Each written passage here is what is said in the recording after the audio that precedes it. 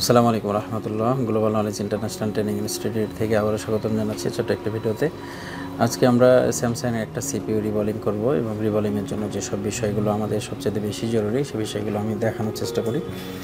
বন্ধুরা, কোর্স সম্পর্কে আমার কাছে অনেকে প্রশ্ন করেছেন যে আসলে কোর্স আমরা কবে থেকে শুরু করছি, এবং অনেক সময় আমরা একটা কোর্স শুরু করার পরে 2-1 দিন পরে বা 5 দিন পরে অনেকে জয়েন করতে চান। তাদের উদ্দেশ্যে বলি যে কোর্স যখন শুরু হয় তখন প্রথম দিন থেকে আমরা একটা নির্দিষ্ট সিলেবাস বা গাইডলাইনের উপরে আমরা কাজ করি এবং ডে বাই ডে আমাদের প্রত্যেকটা দিনের একটা কর্মসূচি আছে। সেই কর্মসূচি অনুযায়ী আমরা প্রত্যেকটা দিন আমরা নতুন নতুন লেভেল সবসময় আপ করার চেষ্টা করি।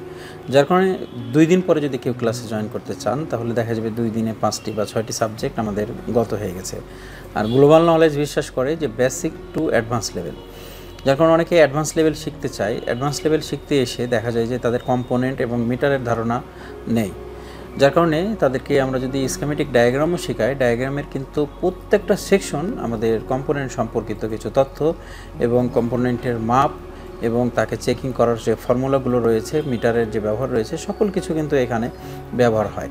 যার কারণে থিওরি যদি আমাদের সঠিক না থাকে তাহলে অ্যাডভান্স লেভেল কখনোই ক্রিয়েটেশন করা সম্ভব হয় না। যার কারণে গ্লোবাল নলেজ একটা স্টুডেন্টকে 1 মাসের জন্য নেয় এবং 1 মাসের জন্য তাকে পরিপূর্ণ ধারণা দেওয়ার চেষ্টা করে বেসিক টু অ্যাডভান্স লেভেল। তো সেক্ষেত্রে কেউ যদি 2 দিন বা 5 দিন পরে কোর্সে জয়েন করতে চান তাহলে তাদের জন্য এটা সমস্যা যে তারা যেই ক্লাসগুলো আমাদের গত হয়ে গেছে সেই ক্লাসগুলো থেকে বঞ্চিত হবে। আবার নতুনভাবে ক্লাস দেওয়ার কোনো সুযোগ নেই, কারণ হচ্ছে কি অনেক ইনস্টিটিউট আছে যারা 2 ঘন্টা বা 3 ঘন্টা সময়ের মধ্যে বা 4 ঘন্টা সময়ের মধ্যে তাদের ক্লাসগুলো ফিনিশ করে। তো ডেইলি যদি আমরা 2 ঘন্টা করে সময় দিই তাহলে 1 বছরেও আমাদের যে সিলেবাস সেটা সম্ভব না কমপ্লিট করা। আমরা প্রতিদিন 8 ঘন্টা সময় বলে আমরা 10 ঘন্টা 12 ঘন্টার উপরে কাজ করি এবং অনেক সময় আনঅফিসিয়ালি অথবা শিডিউল ছাড়াও আমরা তাদেরকে সময় দেওয়ার চেষ্টা করি। টার্গেট হচ্ছে তারা যেন ভালো টেকনিশিয়ান হয়, সেই ক্ষেত্রে নির্দিষ্ট সময়ে এখানে আসতে হবে। আচ্ছা, পরবর্তী কোর্স সম্পর্কে যেটা তথ্য দেব সেটা হচ্ছে যে আমাদের মে মাসের 1 তারিখ ইনশাআল্লাহ আমরা কোর্স শুরু করতে চাচ্ছি। আমাদের যদি ঈদুল ফিতর অনুষ্ঠিত হয় 22 বা 23 তারিখে এপ্রিলের, তাহলে আমরা হাতে সময় পেয়ে যাব মোটামুটি 8 থেকে 10 দিন। তাহলে মে মাসের 1 তারিখ অথবা 2 তারিখে আমরা ব্যাচটা শুরু করতে পারবো ইনশাআল্লাহ। সুযোগ সুবিধা অনুযায়ী আমরা ডেট ফিক্স করব, তবে অলমোস্ট আমরা 1 মে থেকে আমরা ব্যাচ শুরু করার সিদ্ধান্ত নিয়েছি। যারা আসতে চান অবশ্যই আপনারা পূর্বে যোগাযোগ করে আপনাদের সিট যদি বুকিং করেন তবে আসতে পারবেন, কারণ হচ্ছে এখানে নির্দিষ্ট একটা সিট ক্যাপাসিটি থাকে এবং যারা বাইরে থেকে আসে তাদের জন্য থাকার ব্যবস্থাপনাও আমাদেরকে আগে থেকে রেডি করতে হয়। যার কারণে হুটহাট করেই কেউ এখানে আসতে পারবেন না এবং আমাদের ক্যাপাসিটি যখন এক্সিট করবে তখন কিন্তু আমরা নতুনভাবে কাউকে নিতেও পারবো না। সেক্ষেত্রে আমরা বলছি যে এপ্রিল 15 তারিখের মধ্যে আমাদের সিট বুকিং করার জন্য আপনাদেরকে বিশেষভাবে অনুরোধ করছি। এই মুহূর্তে আমরা যে ফোনটি কাজ করব সেটা হচ্ছে স্যামসাং A03S। এই ফোনটিতে টাচ প্রবলেম, এখানে আমরা টাচের কার্যকরী লাইন 6টি পেয়ে থাকি, তবে এই ফোনটা যখন আমরা হ্যান্ডলিং করার সময় এই ফোনগুলো অত্যাধিক তাপমাত্রা আসে এবং মিডিয়াটেকের সিপিইউ হওয়ার কারণে এখানে কিছু প্রবলেম আসে। আবার এই ফোনগুলোতে যে সেন্ট্রাল প্রসেসিংয়ের ইউনিটের নিচে আমরা যে পেস্টিং ব্যবহার করতে দেখেছি সেই পেস্টিংগুলো অত্যাধিক দুর্বল এবং আমরা যখন হটগান দিয়ে কাজ করি দেখা যায় যে পেস্টিংগুলো গলে যাচ্ছে সাধারণ হিটে। তার মানে এখানে খুব নিম্নমানের প্লাস্টিক ব্যবহার করা হয়েছে যে পেস্টিংগুলো হিট সহনশীল না। আর এই ক্ষেত্রে দেখা যায় যে আমরা কিছু সময় পেয়ে থাকি যে আমাদের A03S ফোনগুলো কিছু লাইন মিসিং হয়ে যায় টাচের অথবা ডিসপ্লের। তো ডিসপ্লে লাইন যখন মিসিং হয়ে যায় আমরা এটাকে ড্রিল করে বের করে নিয়ে আসতে পারি অথবা আমরা এখানে রিবলিং করতে পারি। আবার অনেক সময় দেখা যায় যে আমাদের লাইন মিসিং হচ্ছে না কিন্তু নির্দিষ্ট লাইন আমাদের শর্টিং ইস্যুতে চলে আসছে।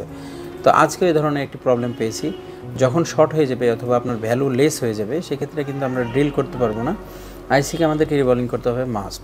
সেক্ষেত্রে আইসি তোলার যে যোগ্যতা, দক্ষতা এবং আইসি রিবলিংয়ের দক্ষতা, লাগানোর দক্ষতা এবং আপনার যে ইকুইপমেন্টগুলো ব্যবহার করছেন সকল কিছু কিন্তু পারফেকশন থাকতে হবে আপনার। তো আমরা এই কাজটি পুরোপুরিভাবে এখন করব। আসুন কাজটি দেখি, আশা করি কাজটি দেখলে আপনাদের ভালো লাগবে। ফোনটা আমরা টাচ স্ক্রিন ওয়ার্কিং করছে না, আমরা তো দেখলাম, তাই না? আর আমরা ডায়াগ্রাম ট্রেসিং করেছি। ডায়াগ্রামে আসলে সমস্যাটা কি পেয়েছেন যদি আপনি একটু বলেন। ডায়াগ্রামের সমস্যাটা পেয়েছি আমাদের টাচ ওয়ার্ক করতেছে না। আমাদের যে টাচ ওয়ার্কিং এর যে হচ্ছে ভ্যালুটা পাওয়ার কথা ছিল, অর্থাৎ ডাইরেক্ট মোডে আমরা যেটা কোড টেস্ট করে যেটা আমাদের পাওয়ার কথা ছিল সেটা ছিল হচ্ছে SPI1 এ এই পয়েন্ট আমাদের পাওয়ার কথা ছিল হচ্ছে 580 ভ্যালু 0.580, কিন্তু আমরা সেখানে 580 ভোল্ট পাচ্ছি না, মানে 580 পাচ্ছি না। ভ্যালুটা 580 না পাওয়ার কারণে দেখা যাচ্ছে যে আমাদের এই লাইনটাতে যে এই ওএসে যে ভ্যালুটা পাওয়ার কথা ছিল সেটা পাচ্ছি না।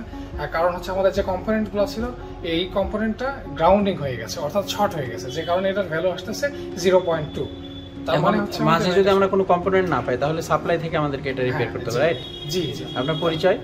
আমার পরিচয়, আমার নাম হচ্ছে মোহাম্মদ আলম হোসেন। কোন ডিস্ট্রিক্ট থেকে আসছেন? আমি হচ্ছে পাবনা ডিস্ট্রিক্ট থেকে আসছি। পাবনা ডিস্ট্রিক্ট থেকে। আচ্ছা, এর আগে কি করতেন? এর আগে আমি ছিলাম একটা ফোন ম্যানুফ্যাকচারিং কোম্পানিতে ছিলাম, সিম্ফনি এডিসন ইন্ডাস্ট্রিজ লিমিটেড। ওখানকার আমি প্রোডাকশন অফিসার হিসেবে ছিলাম। এখন মোবাইল সার্ভিসিং এ নতুনভাবে যাত্রা করতে চাচ্ছেন? জি হ্যাঁ, আমার এই সেক্টরে অনেকদিন হলো কাজ করার অভিজ্ঞতা, তো আমি সঠিক একটা জায়গা খুঁজছিলাম যে কোন জায়গাতে গেলে আমি কাজটা আর কি মানে প্রপারলি শিখতে পারবো, স্মার্টলি শিখতে পারবো। গ্লোবাল নলেজে এসে কেমন লাগছে আপনার? গ্লোবাল নলেজে এসে আসলে বাস্তবিক ধারণা সম্পর্কে একজন স্মার্ট টেকনিশিয়ান হতে গেলে কোন কোন বিষয়গুলা মানে সামনে রেখে কাজ করতে হবে, কি কি সম্পর্কে জানতে হবে, এটা বাস্তবিক ধারণা সেটা আমি গ্লোবাল নলেজে এসে পেয়েছি, এবং ইনশাল্লাহ আমি এখান থেকে একজন স্মার্ট টেকনিশিয়ান হয়ে বের হতে পারবো। আলহামদুলিল্লাহ, শুকরিয়া। আসুন আমরা কাজটা করি এবং কাজটা সাকসেস হচ্ছে কিনা সেটা দেখার চেষ্টা করি। এই মুহূর্তে আমরা আমাদের স্যামসাং ফোনটি রিপেয়ার করব।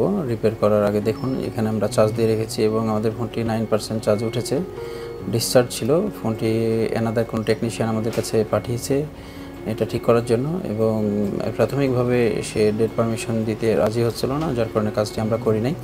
সকল টেকনিশিয়ানদের জন্য আমরা বলি যে ডেট পারমিশন ছাড়া এই কাজগুলো করবেন না। আমার হাতে দেখতে পাচ্ছেন যে একটি আর্ট নাইফের ফুল সেট, ব্র্যান্ড নিউ। আমি একটা ব্লেড কেটেছি অলরেডি এবং এটা গোল্ডেন কালার। আমার হাতে যে পেনটা আছে, পেনে কিন্তু একটা ব্লেড লাগানো আছে। ব্লেডটাও কোয়ালিটি দেখি আমরা, খুব সফট। মূল বিষয় হচ্ছে যে এই আর্ট নাইফটি আমাকে গিফট করেছে আমার গত ব্যাচের ছাত্র মোহাম্মদ হোসাইন। আর এটা হচ্ছে দেখতে পাচ্ছেন যে হোসাইন ভাই সামনে দাঁড়িয়ে আছে, আর তার সুন্দর গিফটের জন্য তাকে ধন্যবাদ। তার জন্য দোয়া করবেন, একজন মাল্টিপারপাস যোগ্যতা বিশিষ্ট মানুষ। ছাত্ররা আছে অপেক্ষা করছে কাজটি দেখার জন্য, এবং সবার ভিতরে এক ধরনের আকাঙ্ক্ষা থাকে সিপিইউ এর কাজ করা দেখার জন্য। বাইরে অত্যাধিক বৃষ্টি হচ্ছে আজকে, আবহাওয়াটা খুবই সুন্দর, এবং আমাদের ইনস্টিটিউটের পাশে পরিবেশ, সাথে দেখতে পাচ্ছেন একটা সুন্দর ট্রাক মাথা যা আমাদের সামনে অবস্থান করছে। ছাত্ররা এটা নিয়ে একটু মজা করে। আচ্ছা, যাই হোক, আমরা দেখতে পাচ্ছি যে আমাদের ফোন এখানে আমাদের টাচ ওয়ার্কিং করছে না। এখানে একটু কনফিউজ করছে। এখানে স্ক্রিন যেটা ডিসপ্লের স্ক্রিন সেভার দিয়ে রাখছে সেটা হচ্ছে একটি হোম স্ক্রিনের ছবি, যার কারণে কনফিউজ হচ্ছিলাম প্রথমে। আমরা এখানে দেখতে পাচ্ছি যে আমাদের টাচ ওয়ার্কিং করছে না। এখন কাজ করার পালা। আমরা বোর্ডটি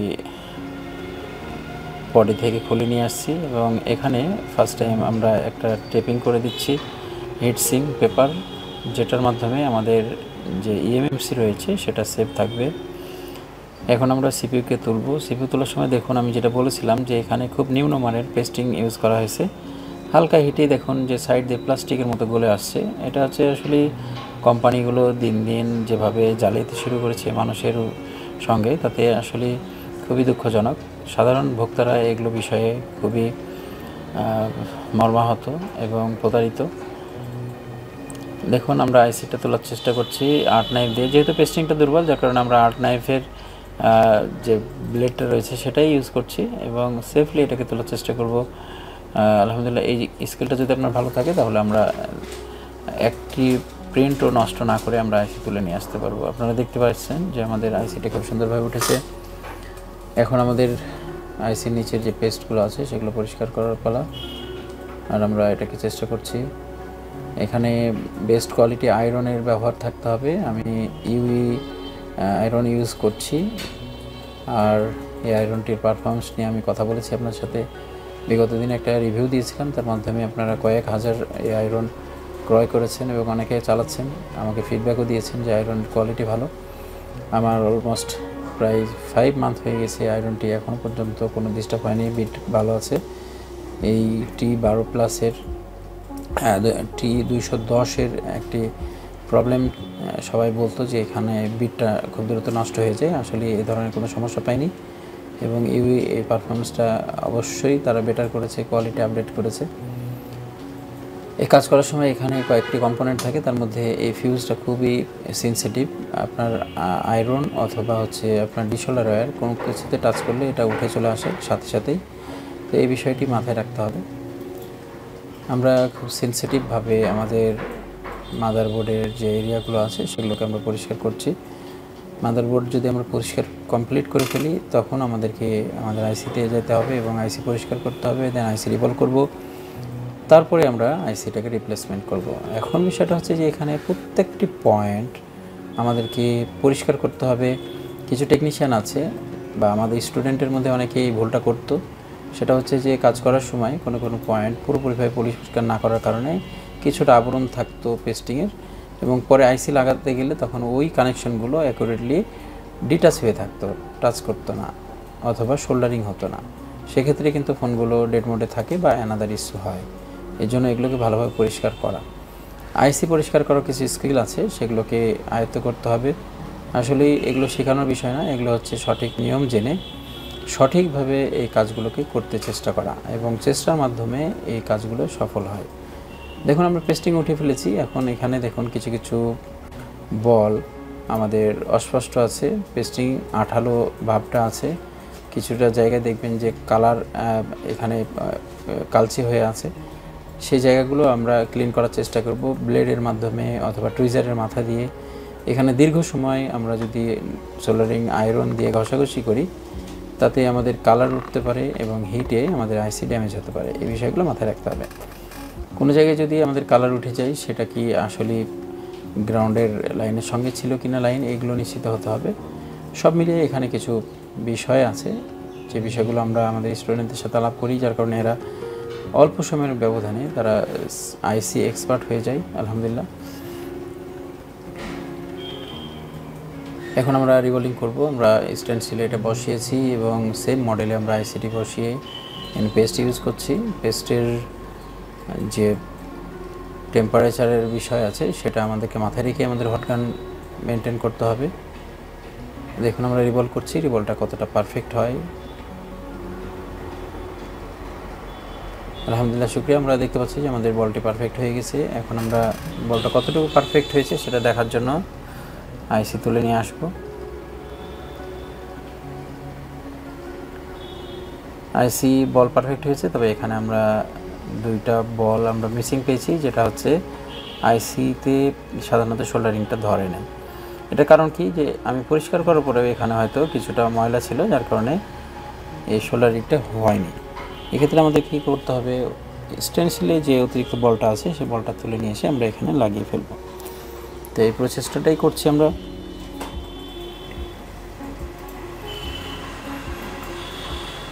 দেখুন আমরা এক্সট্রা একটি বল টুইজারের মাথা দিয়ে এখানে লাগানোর চেষ্টা করছি এবং আলহামদুলিল্লাহ এটা লেগে গেছে। আমাদের ফুল আইসিটা এখন রেডি রিপ্লেসমেন্টের জন্য। এখন আমরা ফোনে আইসিটা রিপ্লেসমেন্ট করব। আইসি বসানোর সময় দেখতে হবে, অনেক সময় আইসি তোলার সময় কিছুটা বাঁকা হয়ে যায়, সে বিষয়টা নিশ্চিত হতে হবে। কোনো বাউন্সিং চলবে না। একটা ইনস্টিটিউট সবসময় ফুল গাইড অনুসরণ করে স্টুডেন্টদেরকে কাজ শেখায়। কিছু ছাত্র ব্যর্থ হয়ে যায় তাদের প্রচেষ্টার ঘাটতির কারণে। সবচাইতে সেন্সিটিভ টাইম সেটা হচ্ছে আইসি তোলা এবং লাগানোর সময় একটু এলোমেলো হলে, আপনার হাতের কম্পন থাকলেই আইসি লাগানোটা ব্যাড হয়ে যাবে। আমরা আইসি লাগানো কমপ্লিট হয়েছে এবং মাদারবোর্ডটা ঠান্ডা হওয়ার পরে আমরা এটাকে চেক আউট করার চেষ্টা করছি কাজটি হয়েছে কিনা। বন্ধুরা, একটি সাকসেসফুল কাজ দেখানোর চেষ্টা করি আমরা। এটা দেখার পরে অনেকে শিখে, অনেকে অনুপ্রাণিত হয়, অনেকে আবার শেখার আগ্রহ করে। সব মিলিয়ে আমরা একটি ভালো সমাজ গঠনের জন্য প্রচেষ্টা করছি। আমরা চার্জিং সিগন্যাল দেখতে পেয়েছি, ফোন অন হয়েছে। ফাইনালি আমাদের ফোনটি টাচ কাজ করছে কিনা সে বিষয়টি আমরা লক্ষ্য করার চেষ্টা করব। শেষ মুহূর্তে এসে বলি, গ্লোবাল নলেজের সঙ্গে থাকার জন্য আপনাদেরকে অসংখ্য ধন্যবাদ। গ্লোবাল নলেজ কারিগরি শিক্ষায় মানুষকে যথাযথ সুশিক্ষা দেওয়ার জন্য প্রচেষ্টা করছে। আমরা অলমোস্ট চেষ্টা করি একটি ছেলেকে কাজ শেখানোর পরে সে যেন কর্মজীবনে এটার বাস্তবায়ন ঘটাতে পারে। তথাকথিত ট্রেনিং ইনস্টিটিউটগুলোর মতো আমাদের কার্যক্রম নয়। দেখুন আমাদের ফোনটি টাচ অ্যাকুরেটলি কাজ করছে এবং কাজটি কতটা স্মুথ ছিল এবং অলমোস্ট আমাদের ফুল সময় লেগেছে সর্বোচ্চ আমাদের 35 থেকে 40 মিনিটের মতো। এই সময়ের মধ্যে আমরা কাজটি কমপ্লিট করেছি। ভিডিওটা আরও ছোট করার চেষ্টা করেছি আপনাদের দেখার সুবিধার্থে। ভিডিওটি শেয়ার করবেন, এই ভিডিওর মাধ্যমে অনেকেই কাজ সম্পর্কে জানতে পারবে, অনেকে উপকৃত হবে এবং ভালো কাজের সঙ্গে সবসময় আমরা থাকার জন্য চেষ্টা করবো ইনশাআল্লাহ। সকলকে ধন্যবাদ জানিয়ে শেষ করছি। দেখা হবে ইনশাআল্লাহ পরবর্তী নতুন কোনো ভিডিও নিয়ে। সকলে ভালো থাকবেন। আসসালামু আলাইকুম ওয়া রাহমাতুল্লাহ।